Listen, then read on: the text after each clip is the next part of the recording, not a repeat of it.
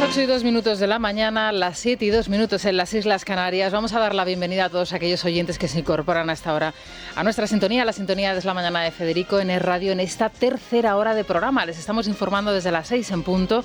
Vamos a seguir haciéndolo hasta las 12 del mediodía, a partir de las 10, como siempre, con Isabel González a los mandos, aquí con la Crónica Rosa y, por supuesto, todas las opciones de ocio para este fin de semana extraordinario, navideño, que tenemos por delante. Así que no pierdan, desde luego, la sintonía, porque tenemos muchas cosas que contarles. La primera de ellas, el tiempo.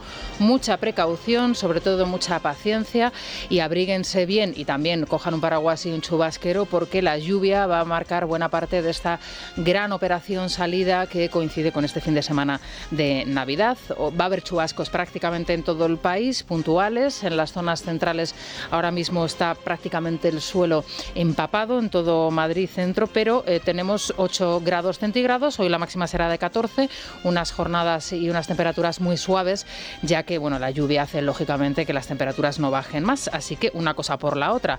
Eso sí, en Galicia van a haber chubascos continuos, los cielos en el resto de España pues van a estar despejados, aunque el frío va a hacer acto de presencia, sobre todo en esas zonas montañosas.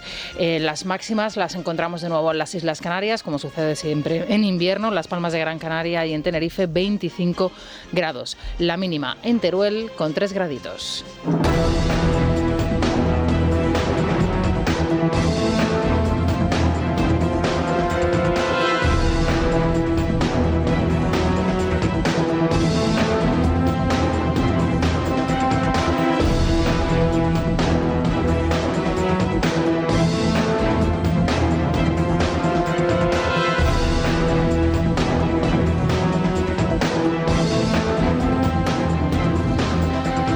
Ayer se aprobaba en el Congreso de los Diputados, mientras prácticamente todos los españoles estábamos pendientes de esa lotería de Navidad, la ley trans. La ley trans es considerada por muchos la ley más grave, más urgente y más devastadora que se ha aprobado en la actual legislatura de Pedro Sánchez. Quedaba aprobada por una mayoría indiscutible, 188 votos a favor, 150 en contra y 7 abstenciones. Entre las abstenciones se encontraba la de Carmen Calvo, la socialista, y entre, por ejemplo, la de Sara Jiménez, la diputada de Ciudadanos, con la que yo he tenido ocasión de hablar en varias ocasiones y a la que realmente me sorprende, ¿no?, esa postura de abstención y no ese voto en contra, que es el que hizo todo su grupo en conjunto. La verdad es que la ley trans es un antes y un después para miles de familias en nuestro país, miles de familias que no han sido escuchadas y que denuncian una auténtica cacería por parte de determinadas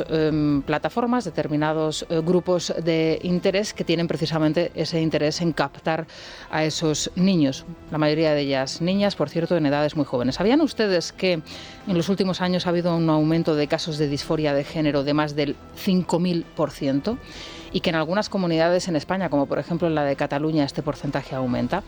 ¿Sabían ustedes que ha habido un vuelco en el sexo? Es decir, mientras los declarados trans tradicionalmente siempre habían sido en su mayoría hombres, ahora en una mayoría aplastante de cerca del 90% son mujeres. ¿Sabían ustedes que más del 60%, el 95% de las familias que están agrupadas en Amanda, que son esas madres precisamente de esas niñas que se encuentran en esta situación, son adolescentes que sufren problemas psiquiátricos previos? ¿Sabían ustedes que muchas de estas niñas tienen autismo, tienen Asperger o tienen algún tipo de problema de relación social? ¿Sabían ustedes que la nueva ley trans va a impedir a los profesionales explorar el origen del malestar de estos jóvenes? ¿Sabían ustedes que yo, por decir esto ahora mismo y manifestarme en contra de la ley trans, puedo ser calificada como transfoba y me pueden llevar a un juzgado? ¿Sabían ustedes que un profesor que a lo mejor no atienda las necesidades que alguien entiende puede tener un niño en un aula, puede ser declarado transfobo y puede ser expulsado de su trabajo? Esto ya está sucediendo en nuestro país. En España, 6 profesores universitarios han sido expulsados de sus plazas precisamente porque se les han abierto procesos al considerárseles transfobos, y lo han hecho los propios alumnos. No solamente en la universidad, también ha sucedido en educación primaria y en secundaria. Bueno, pues todas estas cosas que les acabo de contar no se han podido escuchar en el Congreso de los Diputados, en la Comisión de Igualdad, porque el Partido Socialista y Unidas Podemos se ha negado.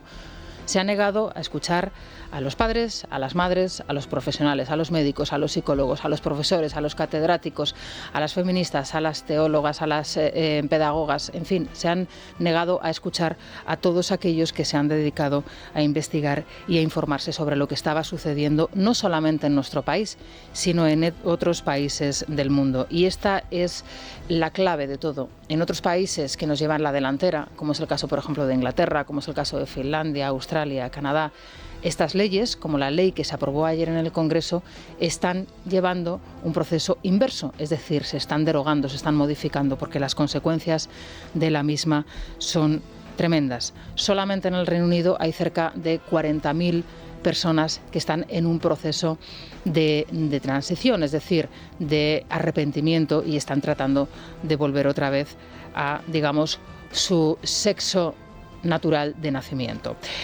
Hace unos días en el Congreso de los Diputados, en la Sala Constitucional, frente a los constituyentes, 15 personas tuvieron la posibilidad de expresarse libremente. Esas 15 personas que no se pudo escuchar en la Comisión de Igualdad. Entre ellas estaba Nagore Goikoetxea. Nagore Goikoetxea es una estudiante de psicología arrepentida que pudo libremente expresar y contar su historia. Es esta. Niñas empujadas a transicionar por personas adultas que les afirman que esa será la solución a sus problemas, que seguro que no se arrepienten o que simplemente no les importa que lo hagan. Se pone la decisión en personas inmaduras, incapaces de conocer los riesgos y los efectos de sus decisiones. Infertilidad, acortamiento de esperanza de vida por los propios tratamientos, falta de deseo sexual, trombos, mayor riesgo de algunos tipos de cáncer. Si se arrepienten, se les dice que es su problema, que ellas tomaron la decisión de manera libre. A ellas se les prometió que eso les ayudaría. Conociendo el presente, señores, ¿qué me dicen del futuro? Bueno, Nagore contó su historia y su historia es esta. Afortunadamente tenía una familia que le apoyó, encontraron un grupo de psicólogos que pudo ayudarla a pues tratar de encontrar el origen de lo que le estaba pasando. Y es que precisamente esa es una de las cuestiones que se demandó en esas charlas que se pudieron escuchar. Paciencia y sobre todo el tener un conocimiento previo de la situación en la que se encuentran todas estas niñas en su mayoría. Prudencia, conciencia, ciencia y cautela. Esto es lo que se reclamó en este foro. Luisa González es la vicepresidenta del Colegio de Médicos de Madrid. La verdad es que la exposición de Luisa fue escalofriante. En España se están aplicando ya tratamientos experimentales de, por ejemplo, medicinas dedicadas a paliar las consecuencias de un cáncer de próstata en niñas y en niños que tienen este proceso de trans. Escuchen lo que decía Luisa, porque desde luego es para tomar nota. Estamos hablando de la vicepresidenta del Colegio de Médicos de Madrid, la denuncia que ella realizaba con datos de fármacos, con datos estadísticos que están registrando en el propio colegio. Tenemos los 38.000 de trans, su testimonio, que ya se han medicalizado y que están haciendo el camino inverso de modo muy penoso. Tenemos a Suecia, tenemos a Finlandia. Digo yo que son países bastante modernos y desarrollados. Y ahora tenemos a Inglaterra, que está haciendo dura autocrítica sobre el modelo, porque no fue multidisciplinar, porque no se hizo terapia exploratoria, que hay que exigirla. Bueno, esto es lo que sucedió en Reino Unido, las consecuencias ya las están viendo y en España vamos por el mismo camino. Otro de los testimonios más, desde luego, conmovedores que se pudo escuchar en esa charla fue el de la madre representante de la agrupación Amanda. Claro, ellos, los padres, viven con auténtica desesperación lo que sucede en sus casas, sobre todo porque ven que sus hijas están siendo empujadas a un proceso que ellos consideran se debe de tomar con otro conocimiento. Muchos de ellos viven obsesionados porque les pueden quitar la patria potestad de sus hijos. Esta ley lo permite y al mismo tiempo están obsesionados porque sus hijos pueden tomar una decisión extrema, como es el caso del suicidio. Y esto te lo cuentan los padres y las madres de esas familias que están viviendo esta situación y que no han sido escuchadas en la Comisión de Igualdad del Congreso de los Diputados. Ana Hidalgo es una representante de las docentes feministas que denunciaba precisamente ese protocolo trans que ha sido distribuido en muchas escuelas en España y que es la autora, coautora junto con otras personas del libro La coeducación educación secuestrada. En este libro se denuncia precisamente la situación extrema en la que se encuentran muchos profesores y docentes en nuestro país. Escuchen el testimonio de Ana Hidalgo. La infancia trans no existe. Comenzaré destacando, por su gravedad, que en paralelo a los contenidos académicos que el profesorado enseña en los centros educativos, se están impartiendo e instaurando contenidos transgeneristas, anticientíficos, no ya científicos, anticientíficos, misóginos y antiprogresistas, que además han suplantado y sustituido los contenidos sobre coeducación. Solamente les he puesto 3 testimonios de lo que se pudo escuchar la semana pasada en el Congreso de los Diputados, esas voces que han sido directamente tapadas por parte del Gobierno de España, pero en esas jornadas especiales se pudo escuchar también, por supuesto, a Celso Arango, al psiquiatra director del Instituto de Psiquiatría y Salud Mental del Servicio de Psiquiatría del Niño y del Adolescente del nada más y nada menos que Hospital General Universitario Gregorio Marañón. También se pudo escuchar a Cruz Torrijos, que es una experta en igualdad reputadísima, por supuesto a los profesores de Lora y Errasti, y también a Amelia Valcárcel, la catedrática de Filosofía Moral, representante del Partido Socialista, que todos ustedes conocerán y que encabezaba precisamente esa rebelión de las mujeres feministas socialistas que se ha quedado en nada, absolutamente en nada. Bueno, una de ellas también, Carmen Calvo, que ayer votó en conciencia, se abstuvo en esa votación en el Congreso. Estoy de acuerdo con que exista una ley, pero no esta ley. Por eso no puedo coincidir con el no de las derechas, que no están nunca para proteger a estos colectivos. He votado en un día difícil, la opción más compleja, que es lo que hay que hacer, pues sí es compleja. Yo asumo las consecuencias de mi acto siempre. Bueno, pues en esto ha quedado. La ley se aprueba sin ningún tipo de enmienda al respecto, tal y como la gestó Irene Montero, que ayer lógicamente estaba satisfecha. Habrá autodeterminación de género para menores que podrán hormonarse sin ningún tipo de control, y en donde todos los críticos o todas las voces críticas contra esta ley estarán en tela de juicio y podrán ser llevados a un juzgado directamente acusados de transfobia. Esto es lo que aporta la ley que ayer se aprobó en el Congreso. ¿Se imaginan ustedes qué hubiese sucedido si al menos un porcentaje mínimo de los testimonios que se han podido escuchar y que acaban de escuchar ustedes en este programa se hubiesen escuchado en el Congreso de los Diputados? En fin, bueno, esto es lo que está pasando. Así hacen política nuestros políticos en este país, en España, a día de hoy. En fin, vamos a contarles más cosas porque han sucedido en las últimas horas cuestiones muy graves, desde luego, de las cuales tienen que ser, por supuesto, informados. Ayer el presidente del Gobierno daba esa copa navideña en Moncloa y lo hacía mientras en el Senado se llevaba a cabo una votación importantísima que acaba directamente, ya es la definitiva, con el delito de sedición. También reduce las penas a la malversación. Silvia Ribeiro, Daniel Muñoz, buenos días. ¿Qué tal, Rosana? Buenos días. Y como suele suceder en este tipo de actos, los corrillos dieron de sí. El presidente del Gobierno descartó rebajar las mayorías necesarias para renovar el Consejo General del Poder Judicial, como le piden Podemos y sus socios parlamentarios. Sí reconfirmó que los socios del Gobierno, PSOE y Unidas Podemos, van a presentar en los próximos días una proposición de ley para controlar el Tribunal Constitucional, una vez dé a conocer el auto por el que estima las cautelarísimas del PP. Podría registrarse la próxima semana y debatirse en enero, siempre y cuando se habilite un pleno ese mes. Pedro Sánchez rechazó la celebración de un referéndum en Cataluña y restó importancia a las críticas de Emiliano García Paje a cuenta del pacto con la Esquerra para derogar la sedición y despenalizar la corrupción. Esta reforma del Código Penal se ha aprobado este jueves en el Senado sin la presencia de ningún miembro del Gobierno. A partir de ahora, la sedición se sustituye por un delito de desórdenes públicos agravados y la pena pasa de 15 años a 5. Lo mismo sucede con la malversación, que si no implica lucro personal tendrá una pena máxima de 4 años frente a los 12 de antes. Escuchamos a los senadores de Partido Popular, PSOE y Vox. Ustedes saben que eso es para lo siguiente. Eso es para que Junqueras pueda ser candidato a las elecciones y para que veintitantos no sé cuántos independentistas no tengan problemas con la justicia, para que Junqueras y esos mismos independentistas le sigan apoyando a Pedro Sánchez. Esa es la razón por la que estamos hoy aquí. Hemos llegado hasta aquí porque el Partido Popular no acepta el resultado de las elecciones. La pregunta no es hasta dónde está dispuesto el Gobierno para mantenerse en el Gobierno, como es su obligación. La pregunta es hasta dónde está dispuesto a llegar el Partido Popular, hasta dónde para desestabilizar el Gobierno.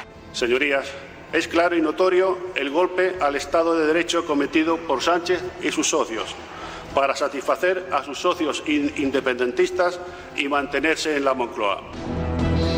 Bueno, tenemos otro caso de nepotismo muy grave en el Gobierno que desde luego está pasando ligeramente inadvertido en principio porque la oposición tampoco está ahí al quite preguntando, lo hace de vez en cuando y pasa prácticamente, como les digo, inadvertido. Se trata de la contratación del marido de Nadia Calviño y ella, con decir que ya ha dado las explicaciones suficientes, pues lo tiene todo hecho. Bueno, es curioso hoy el último dato que aporta la información del diario El Mundo, en donde nos explican que, bueno, pues la jefa, digamos, del marido, Ana de la Cueva, la representante y máxima representante de Patrimonio, al Consejo les explicó que, bueno, que no tenía importancia la contratación del marido de la ministra porque en cualquier caso no iba a ser fijo, se le podía despedir de manera fácil y, bueno, que si había algún tipo de problema no iba a ser ningún problema el poder despedirle.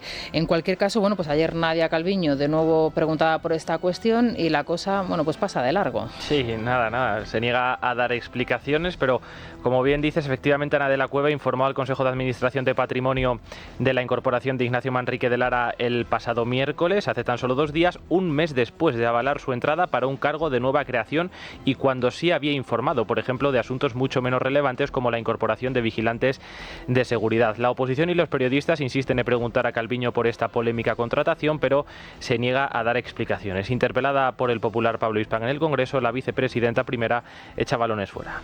Los sueños, hoy precisamente, el día de la lotería, solo le ha tocado a quien su amiga señora Ana de la Cueva le ha regalado un puesto directivo en Patrimonio Nacional. Es inaceptable un caso así de nepotismo y en el que no se hayan dado explicaciones. Yo creo que si hacemos una comparación será difícil encontrar un gobierno con tanta disposición para responder a todas las preguntas que plantean sus señorías. Y en cuanto a la cuestión que ustedes se empeñan en repetir, se han dado las aclaraciones el órgano responsable, tanto en público como a su Consejo de Administración, y no tengo nada que añadir a las explicaciones exhaustivas que ya se han dado. Y punto y aparte, y hasta la siguiente. No es el único caso, desde luego, de corrupción que afecta al Partido Socialista. En este caso nos tenemos que dirigir a Valencia y veremos a ver las consecuencias del mismo. Nos estamos refiriendo al caso Azud. Además, a partir de aquí, con una serie de mensajes, correos, al final siempre les pillan por lo mismo. Lo que queda escrito ahí está, y al final está siendo la base de diferentes investigaciones que se están desarrollando aquí en nuestro país, por supuesto, y también en otros. Veremos a ver, como les digo, las consecuencias que tiene para el gobierno de Chimo Puig, y digo, veremos a ver, porque claro, estamos hablando de un gobierno que parece que no le afecta absolutamente nada. No le afectó ni el caso de la corrupción de menores, que afectaba directamente al marido de la vicepresidenta, así que fíjense ustedes si le va a afectar el caso Azud, del que, por cierto, en Valencia comenzó a informarse ayer mismo. Sí, la investigación revela que el PSOE valenciano llegó a utilizar el correo electrónico de una de sus diputadas en el Congreso para hacer amaños. En las Cortes regionales, los socialistas, junto a sus socios de Compromís y de Podemos, han votado en contra de activar la comisión aprobada hace meses, alegando que no es el momento. En la tribuna, los populares mostraron imágenes del presidente valenciano Chimo Puig junto al tesorero, el extesorero del PSOE y cabecilla de la trama, José Cataluña. Escuchamos a José Muñoz y al portavoz popular Miguel Barrachina. Hay un acuerdo, ¿no?, de todos los grupos de la Cámara que decían que hasta que no se produzca el levantamiento del secreto en todas las piezas no se pondría en marcha. Entiendo que aquí lo que queremos saber es qué ha pasado, no que haya grupos y partidos políticos que intenten utilizar esto a conveniencia propia, ¿no? Que nosotros no vamos a poner problema en tanto en cuanto se levante la pieza, las piezas secretas, porque son varias. Ana Barceló ha intervenido diciendo que ellos creen que no se debe constituir la comisión de investigación porque el levantamiento del secreto del sumario no ha sido total. La Real Academia Española de la Lengua dice que el levantamiento del sumario es total o parcial, no a conveniencia de la parte investigada. Por tanto, le pedimos al Partido Socialista de Chimo Puig 2 cosas: que dé explicaciones, que cuente la verdad y que pide perdón.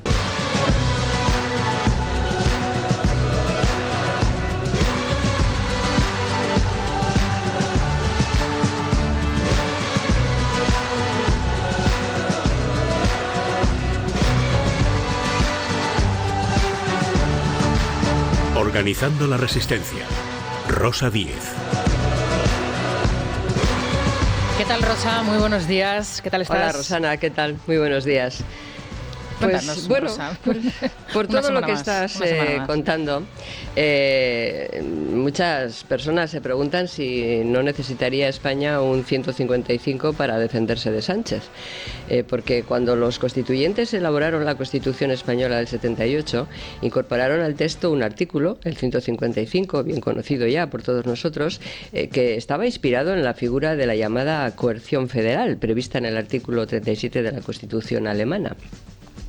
Por mucho que en aquellos momentos, cuando se solicitaba frente a lo que estaba ocurriendo en Cataluña la aplicación del 155, había personas empeñadas en explicar que era un artículo para liquidar las autonomías, eso no es la verdad, es una salvaguarda normal en cualquier constitución democrática del mundo que permite al gobierno actuar en defensa del interés general cuando una institución con rango menor, en este caso una comunidad autónoma, incumple con sus obligaciones o atenta contra el interés general de la nación, o sea, justo lo que está haciendo el gobierno de España.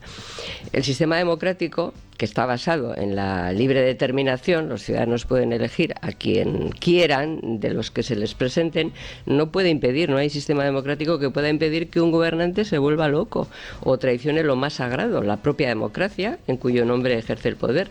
Pero lo que sí puede hacer el sistema, debe hacer el sistema democrático, es dotar al Estado de instrumentos para defender la democracia si se produce esa circunstancia. Si viene un loco elegido directa y democráticamente y se hace cargo del gobierno, o sea, lo que está pasando en España. Bueno, lo que está pasando con Pedro Sánchez, tú insistes en lo del loco. Yo no sé, Rosa, realmente, porque aquí parece o da la sensación de que esta persona tiene un plan que está perfectamente trazado, que está establecido, y al mismo tiempo luego tiene una banda que le sigue a todas partes. Hoy, no sé si has tenido ocasión de leer a Federico en El Mundo. Sí. Él es de la teoría de que sin Sánchez, todo se recupera, todo renacerá de alguna forma, porque nadie va a seguir en esa deriva. Yo no sé si tú compartes. Sí, así es. Idea. Sí, estoy completamente de acuerdo. Él tiene un plan, tiene una estrategia. Loco es una forma coloquial de definir a un psicópata, que no es un enfermo, sino que tiene un trastorno de personalidad. El psicópata, quiero decir, que no tiene empatía, tiene un plan. O sea, tiene un plan, por supuesto. Sí. No es un loco en el sentido que no sabe lo que hace. No, por supuesto que tiene un plan. Pero claro, el legislador, o sea, no puede prevenir todos los supuestos con los que el sistema democrático se puede encontrar, ni diseñar un contrapoder para cada uno de ellos. Por eso la Constitución define los contrapoderes democráticos por excelencia: la libertad de expresión, de movimiento, de cátedra, de prensa, de opinión, que nos protege a todos los ciudadanos, la separación de poderes en el Ejecutivo y el Legislativo, y la justicia independiente. Son los contrapoderes democráticos que definen nuestra Constitución como cualquier Constitución democrática del mundo. Pero, Rosana, ¿qué ocurre cuando el Gobierno de la Nación, legítimo de origen, pierde la legitimidad de ejercicio y toma la decisión de pervertir el orden constitucional, de suspender las libertades de los ciudadanos, lo que pasa en España, de liquidar la justicia independiente, lo que pasa en España, de parasitar las instituciones del Estado e interrumpir el control parlamentario, lo que ha pasado en España, cerrar el Parlamento y constitucionalmente o llevar a debate reformas de leyes orgánicas importantísimas sin que hayan pasado el debate previo, por la vía de enmiendas, sin que hayan pasado el debate previo de la consulta, de los informes jurídicos pertinentes del Consejo de Estado, del Consejo General del Poder Judicial, y sin debate en el Parlamento, o sea, saltándose los derechos de las minorías. En fin, claro, no existe en nuestra Constitución ningún artículo específico para proteger a la democracia de un golpe incruento perpetrado desde el Gobierno de la Nación. No hay un 155 contra el caudillaje de Sánchez. Y eso es lo que estaba pasando ayer. Fíjate la escena, ¿no? Mientras en el Senado se estaba aprobando la ley que deroga directamente, acaba con ese delito de sedición, las rebajas para la malversación. El presidente del Gobierno estaba en Moncloa tomándose la copa con los periodistas. En el Senado no había ningún ministro y allí estaba informando de ese decreto, ¿no? Ese decreto ley que va a sacar adelante con la ayuda de Podemos, lógicamente, para poder conseguir lo que el Tribunal Constitucional le dijo hace unos días que no podía claro, hacer. Porque es lo que le define el Maquiavelo, que es una de las patas de la tríada oscura: la sed de poder, la frialdad, el narcisismo, la vanidad, la sobrevaloración. Él está allí, pues bueno, presumiendo, y luego el psicópata, que tiene rencor porque no le han dejado hacer en primera instancia lo que quería, ganas ganas de venganza, ausencia de remordimiento, falta absoluta de empatía. Claro, él se manifiesta ayer en esa copa, pues como hace 2 días en el Senado, ante las preguntas y ante la intervención de Núñez Feijóo, se reía, pero con una risa histérica, que yo he visto las imágenes y era clarísimo que el tipo estaba, histérico perdido, rencoroso, no podía aceptar lo que estaba ocurriendo. Por eso él sabe que ha de aprovechar el momento para llevar a cabo el ataque final, y por eso ha lanzado un inmisericorde jaque a los órganos de la justicia y al Tribunal Constitucional. Después vendrá el jefe del Estado. Entonces, claro, no podemos esperar un 155, no podemos esperar que venga a Bruselas y nos resuelva a todos. Ahora, a todos esos españoles que, a mí me preguntan por la calle, supongo que a ti te pasa también, pero ¿qué podemos hacer? Hay que decirles que, primero, no es la primera vez en nuestra reciente historia que los demócratas españoles hemos tenido que organizarnos para frenar a quienes pretendían impedir que triunfara la democracia. Solo que ahora, la diferencia es que ahora tenemos que organizarnos frente a un gobierno dirigido por un impostor devenido en presidente que está dando el golpe desde dentro, y esa es la gran novedad y el gran drama. Pero ahora como antes, Rosana, tendremos que resistir. O sea, resistir no es solamente el título de este espacio de los viernes de organizar la resistencia. Resistir es algo que los seres humanos hemos tenido que hacer frente a la injusticia a lo largo de toda nuestra vida. Resistir y dar la batalla, porque lo que no se puede consentir, y eso también para los que se desaniman y creen que no hay nada que hacer, en fin, una llamada a la historia más reciente. Lo que no se puede consentir es que lo que no lograron quienes asesinaron cruelmente a 857 de nuestros conciudadanos, que era destruir la democracia, lo consiga una generación de socialistas borrachos de ambición que para apalancarse en el poder han decidido demoler la democracia. O sea que esa es nuestra obligación, la de todos. Y con estas palabras, que no son pesimistas, sino todo lo contrario, feliz Navidad a todos y a no olvidar que los resistentes tenemos la última palabra. Feliz Navidad, Rosa. Muchas gracias. Muchas gracias. Nos quedamos con ese mensaje, claro que sí.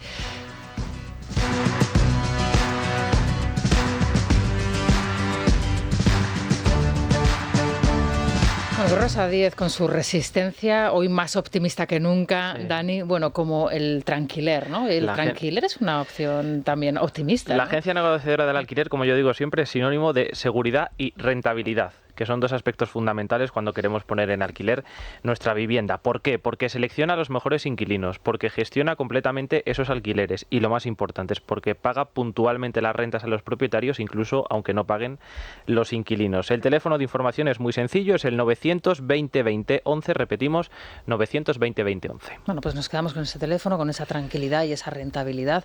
Así que vamos a hacer una pausa para la publicidad y enseguida regresamos con más temas. Desde Es Radio, feliz Navidad. Bueno, Silvia, vamos a recordar a los oyentes, hoy día 23 de diciembre es la víspera de Nochebuena, de Navidad. Bueno, pues no sé, ¿por dónde podemos ir? ¿Qué les podemos preguntar o sugerir? Mira, es que el día de ayer es verdad que fue muy intenso, sí. Políticamente hablando, hacías el repaso tú de lo que está ocurriendo con la ley trans, pero hay otras, la ley de bienestar animal, se ha materializado la eliminación de la sedición, la rebaja de la malversación. Podemos ir por ahí, que nos expliquen si piensan, por ejemplo, que en el caso de que Partido Popular y Vox lleguen a la Moncloa, las van a derogar, tal y como están prometiendo ahora, pero también, estamos en Navidad. Entonces, alguien ha tenido la inmensa suerte de que le haya tocado un pellizquito, aunque sea una pedrea, que lo comparta, que nos lo cuente. Y si ya tienen preparado el clásico de todos los años, el menú para mañana, para Nochebuena. El menú este año muy caro, ¿eh? Muy caro, los precios disparados. Recuerdo que tal día como hoy, el año pasado, preguntábamos si iban a modificar el menú, porque empezaban a dispararse los precios de la luz, si iban a utilizar menos el horno y demás. Bueno, este año es que es la luz, es el pescado, es la carne, son los turrones, los polvorones, todos los mantecados, todo esto ha subido muchísimo por el precio de las harinas, de las almendras, del azúcar, del aceite que lleva también. Todo se ha disparado y claro, lógicamente, pues hay que modificar menús, eso es evidente. Bueno, vamos a preguntarles a eso, luego les escuchamos. 648 91 92 60. Es la mañana, es radio.